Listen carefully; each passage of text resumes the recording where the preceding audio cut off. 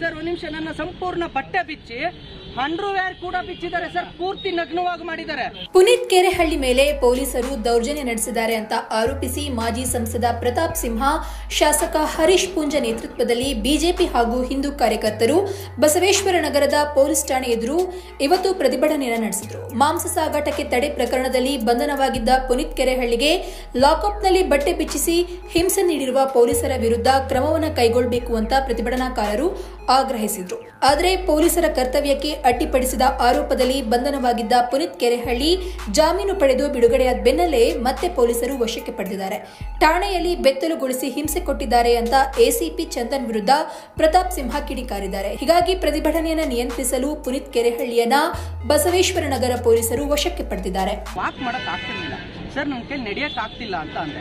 ನಾಟಕ ಆಡಬೇಡ ಸೂ ಮಗನೆ ಅಂತ ಹೇಳಿ ಇಳಿದು ನನ್ನ ಎಳ್ಕೊಂಡು ಹೋಗಿದ್ದು ಸರ್. ಲಿಟ್ರಲಿ ನನ್ನ ಎಳ್ಕೊಂಡು ಹೋಗಿದ್ದಾರೆ, ಕರ್ಕೊಂಡಲ್ಲ, ಎಳ್ಕೊಂಡು ಹೋಗಿ ಲೆಫ್ಟ್ ಸೈಡಲ್ಲಿ ರೈಟ್ ಸೈಡಿಗೆ ಪಕ್ಕಕ್ಕೆ ಒಂದು ಕೋಣೆ ಇದೆ, ಅದ್ರೊಳಗೆ ಹಾಕೊಂಡು ಅದನ್ನ ಹಾಕೊಂಡು ಎದ್ದೋಳು ಮೇಲೆ ಅಂತ ಸರ್. ನನ್ನ ಕಾಲು ಮರಗಟ್ಟಿದೆ, ಮಳೆಯಲ್ಲಿ ನೆಂದಿದ್ದೆ, ಕಾಲು ಹಿಡ್ಕೊಳ್ಳುತ್ತಲ್ಲ ಆ ರೀತಿ ಹಿಡ್ಕೊಂಡು ಮರಗಟ್ಟಿದೆ. ಇದು ನನ್ನ ಕಾಲಿಗೆ ಮೊದಲೇ ನರ ಏಟಾಗಿದೆ, ಅದು ಫ್ರ್ಯಾಕ್ಚರ್ ಆಗಿದೆ, ಹಾಗಾಗಿ ನಿಂತ್ಕೊಳ್ಳೋಕೆ ಆಗ್ತಿಲ್ಲ ಸರ್ ಅಂತ ಅಂದೆ. ನಾನು ರಾಘವೇಂದ್ರ ಸ್ವಾಮಿಗಳಿಗೆ 3 ದಿನದಿಂದ ನಾನು ವ್ರತದಲ್ಲಿದ್ದೆ, ನನ್ನದು ಅಸ್ವಸ್ಥನಾಗಿದ್ದೀನಿ, ನನಗೆ ಆಗ್ತಿಲ್ಲ ನಿಂತ್ಕೊಳ್ಳೋಕೆ ಅಂತ ಹೇಳಿದ್ರೆ ನನ್ನನ್ನು ಸಂಪೂರ್ಣವಾಗಿ ನನಗೆ ಅಲ್ಲಿ ಅವಾಚ್ಯ ಶಬ್ದಗಳಿಂದ ಬೈದಿದ್ದಲ್ದೆ, ಬಹಳ ಕೆಟ್ಟ ಶಬ್ದದಲ್ಲಿ ಬೈದಿದ್ದಲ್ದೆ ಟಾರ್ಚರ್ ಮಾಡೋಕೆ ಶುರು ಮಾಡಿದ್ರು. ಅದಾದ್ಮೇಲೆ ಚಂದನ್, ಎಸಿಪಿ ಚಂದನ್ ಅವರು ಬರ್ತಾರೆ. ಎಸಿಪಿ ಚಂದನ್ ಅವರು ಬಂದು ಏನ್ರಿ ಅವನನ್ನು ಮಲಗಿಸಿದ್ದೀರಾ, ಬೋಳಿ ಮಗನ ಎಬ್ರಸ್ರಿ ಅಂತಾರೆ. ಎದಳಿ ಸರ್, ಪುನೀತ್ ಸರ್ ಎದಳಿ ಸರ್ ಅಂದ್ರೆ ಏನ್ರಿ ಅವನೊಂದು ಸರ್ ಅಂದ್ಕೊಂಡು ಅವನಿಗೇನ್ರಿ ನೀವು ಇದು ಮಾಡೋದು, ಎದ್ನಿಸ್ರಿ ಆ ಬೋಳಿ ಮಗನ ಅಂತ ಹೇಳ್ಬಿಟ್ಟು ಎದಳ್ರಿ ಅಂತಾರೆ. ನಾನು ಎದಳಕ್ ಆಗ್ತಿಲ್ಲ ಅಂತ ಅಂದಾಗ ನನಗೆ ಗೊತ್ತು ಹೆಂಗೆ ಎದುರಿಸೋದು ಅಂತ ಹೇಳಿ ಲಾಠಿ ತಗೊಂಡು ನನಗೆ 8 ಏಟುಗಳನ್ನು ಹೊಡಿತಾರೆ ಸರ್, 8 ಏಟುಗಳನ್ನು ಹೊಡಿತಾರೆ. ಅದಾದ್ಮೇಲೂ ಕೂಡ ನನಗೆ ಎದಳಕ್ ಆಗ್ಲೇ ಇಲ್ಲ. ಅದಾದ್ಮೇಲೆ ಜುಟ್ಟು ಮತ್ತೆ ಇದನ್ನ ಹಿಡ್ಕೊಂಡು ಗಟ್ಟಿಯಾಗಿ ಮೇಲೆ ಎತ್ತಿ ನನ್ನ ಬಟ್ಟೆಯನ್ನು ಸಂಪೂರ್ಣವಾಗಿ ಬಿಚ್ಚಿ ಸರ್.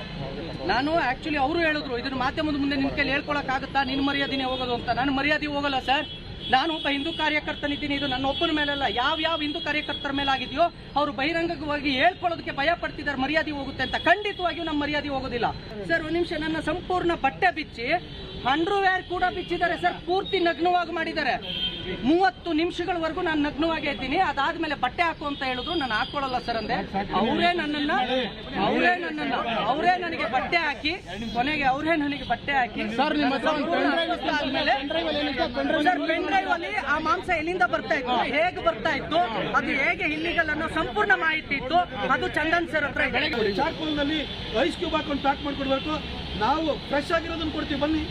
ಮೈಸೂರಿಂದ ನಿಮಗೆ 1.5 hours ಅಲ್ಲಿ ಬೆಂಗಳೂರಿಗೆ ಕಳಿಸ್ತೀವಿ. ರೈಲ್ವೆ ಹಾಕಿದ್ಬಿಡಿ. ಈಗ ಟ್ರೇಡ್ ಲೈಸೆನ್ಸ್ ಅನ್ನ ರೈಲ್ವೆ ಇಲಾಖೆ ಕೊಡಲ್ಲ, ಇಲ್ಲಿ ಹೋಟೆಲ್ಗಳಿಗೆ ಕೊಡಬೇಕು. ಹೋಟೆಲ್ಗಳಿಗೆ ಕೊಡಬೇಕಾಗಿರೋರು ಇಲ್ಲಿನ BBMP ಟ್ರೇಡ್ ಲೈಸೆನ್ಸ್ ಕೊಡುವಂಥದ್ದು ದಯವಿಟ್ಟು ಅರ್ಥ ಮಾಡ್ಕೊಳ್ಳಿ. ಯಾರು ಕೊಟ್ಟಿದ್ರೆ, ಎಲ್ಲಿಂದ ಅದ್ರದ್ದು ಮೂಲನೇ ಗೊತ್ತಿಲ್ಲದಲೆ, ಅಲ್ಲಿ ಶಾಪೇ ಇಲ್ದಲೆ ನೀವು ತರಿಸೋದಕ್ಕೆ ಹೆಂಗೆ ಟ್ರೇಡ್ ಲೈಸೆನ್ಸ್ ಕೊಟ್ಟಿದ್ರಿ, ಅದು ಟ್ರೇಡ್ ಲೈಸೆನ್ಸ್ ಕೂಡ ಅವ್ರ ಹತ್ರ ಇಲ್ಲ.